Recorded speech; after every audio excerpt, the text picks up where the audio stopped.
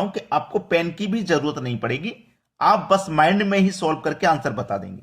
चलिए क्या तरीका है सीख लीजिए।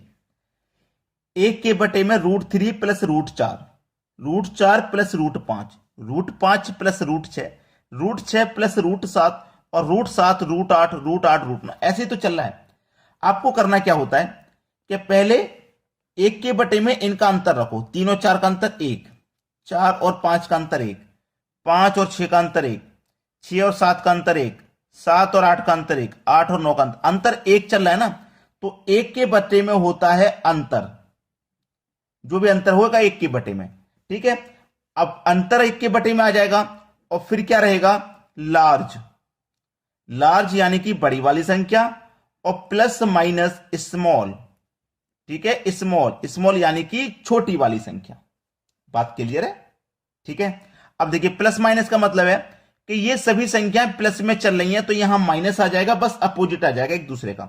प्लस में संख्याएं चल रही हैं तो माइनस ले लेंगे और माइनस में जब चल रही हैं तो प्लस ले लेंगे, ठीक है। चलिए 1 के बटे में अंतर ले लो, 1 के बटे में अंतर, अंतर तो 1 का ही है तो 1 ही ले लेंगे, ठीक है।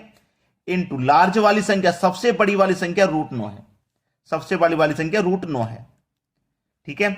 अब ये सभी प्लस में चल रही हैं तो इसका अपोजिट हम माइनस ले लेंगे और सबसे स्मॉल, सबसे छोटी वाली संख्या √3 है, √3, बस सवाल खत्म, ठीक है। चलिए अब √9 का तो परफेक्ट स्क्वायर रूट होता है यानी कि 3, माइनस का ये हो जाएगा √3 और इसका मल्टीप्लाई हम 1 से करेंगे तो इतना ही तो रहेगा, तो 1 से मल्टीप्लाई करो चाहे मत करो उतना ही रहता है।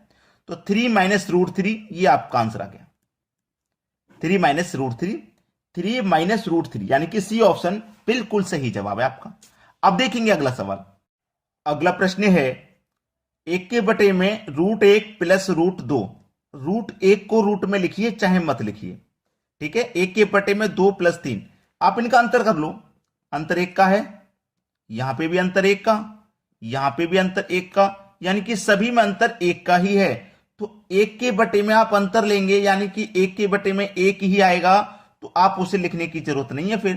फिर क्या करना, लार्ज यानी कि बड़ी वाली संख्या, जो मैंने पहले क्वेश्चन बताया था, सबसे पहले लार्ज यानी कि बड़ी वाली संख्या, बड़ी वाली संख्या है √9, प्लस में चल रहा है तो माइनस ले लेंगे, छोटी संख्या 1 है, 1, ठीक है। अब देखिए √9 का स्क्वायर रूट पूरा पूरा सीधा सीधा 3 होता है, उसमें से -1 हो जाएगा।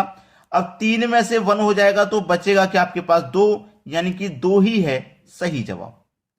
सही जवाब कितना है, 2, पहला ऑप्शन सही, यानी कि एसएससी 2014 में पूछा हुआ सवाल आपका सही हो गया। और आपको वीडियो स्टार्ट हुआ है, वीडियो स्टार्ट अभी हुआ है तो शेयर कर दो सभी बच्चों तक अगर वीडियो पसंद आ रहा है तो, ठीक है। चलिए अब देखते हैं अगला सवाल। अगला सवाल है 1 के बटे में √100 √99, दोनों का अंतर करेंगे 1, दोनों का अंतर करेंगे 1, 98 97 का अंतर 1, 97 96 का अंतर 1, यहां भी अंतर 1, तो 1 के बटे में अंतर लेते हैं, ये बात आपको मालूम है 1 के बटे में अंतर लेते हैं, लेकिन अब अंतर 1 का ही है तो 1 के बटे में 1 ले लेंगे आप, 1 से 1 डिवाइड हो जाए, कुछ नहीं बचता, ठीक है। अंतर अगर कुछ ज्यादा है तो बात सही है। तो लार्ज और स्मॉल वही संख्या ले लो, लार्ज क्या है सबसे बड़ा 100 है। मैंने क्या बताया, जब माइनस में चलता है तो प्लस लेंगे और प्लस में चलता है तो माइनस, अपोजिट लेते हैं ना।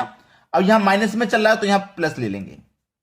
अब सबसे स्मॉल, स्मॉल संख्या आपके पास 1 है, 1 ही तो है, स्मॉल संख्या 1 है, हमने क्या ले लिया 100 ले लिया, भाई रूट में है ना 100 तो सबसे बड़ी संख्या 100 और 1।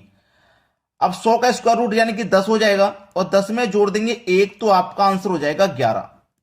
यह सवाल का सही जवाब है 11, डी ऑप्शन बिल्कुल सही। चलिए अब देखते हैं अगला प्रश्न। अगला सवाल 2016 में आया हुआ, अंतर करो 1 का, 1 का अंतर 1 का है तो क्या करेंगे, सबसे बड़ी संख्या ले लो जो कि √9 है। मैंने सबसे बड़ी संख्या √9 ले ली। अब यहां पे देखिए माइनस है, प्लस है, माइनस है, प्लस है, कभी माइनस फिर प्लस, प्लस माइनस, इस तरीके से चल रहा है। लेकिन यहां देखिए minus minus minus minus minus में चल रहा है तो प्लस लेंगे आप।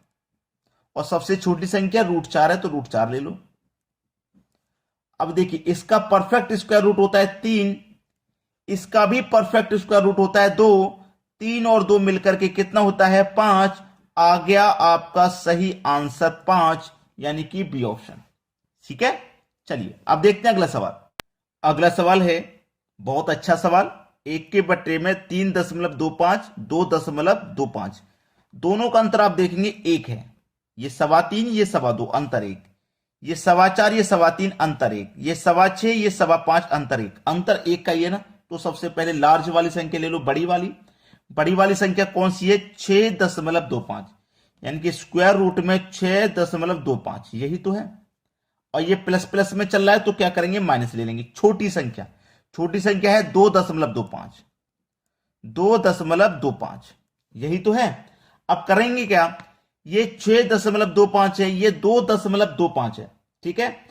अब ये 625 है, और 625 का अगर स्क्वायर रूट में निकालूंगा तो 25 आ जाएगा, यानी कि 2.5 माइनस ये 225 है, और 225 का स्क्वायर रूट में निकालूंगा तो 15, यानी कि 1.5, ठीक है। अब 2.5 में से 1.5 घट जाएगा तो 1 ही तो बचेगा। 2.5 में से 1.5 घटा देंगे, 1 ही तो बचेगा। तो आपका आंसर कितना आ गया? 1, जो कि पहले ही ऑप्शन में मिल जाएगा, ठीक है। चलिए अब देखते हैं अगला सवाल। अगला सवाल है और बहुत अच्छा सवाल है। ऐसा सवाल अगर आपको मिल जाए ना एग्जाम में तो घबराना नहीं है, आंख बंद करके आंसर कर देना। मैं कोई इसके लिए ट्रिक नहीं, डायरेक्ट तरीका बता रहा हूं कि ऐसा क्वेश्चन मिल जाए पहचानेंगे कैसे। ऊपर वाली संख्या नीचे वाली संख्या सेम रहेगी, फर्क कितना रहेगा? पॉइंट के बाद यहां एक संख्या है, यहां पॉइंट के बाद 2 रहेंगी। पॉइंट के बाद 2 है तो पॉइंट के बाद 3, पॉइंट के बाद 3 तो पॉइंट के बाद 4, यानी कि ऊपर वाली से नीचे वाली संख्या एक बढ़ के मिलेगी। यहां 1 तो यहां 2, यहां 2, यहां 3, यहां 3, यहां 4, एक बढ़ के मिलेगी। बाद बाकी का पूरा कॉन्सेप्ट सही रहेगा, एक ही रहेगा, ठीक है। ऐसा क्वेश्चन आपको मिल जाएगा तो उस प्रश्न का आंसर हमेशा 10 रहता है, यानी कि बी ऑप्शन सही जवाब।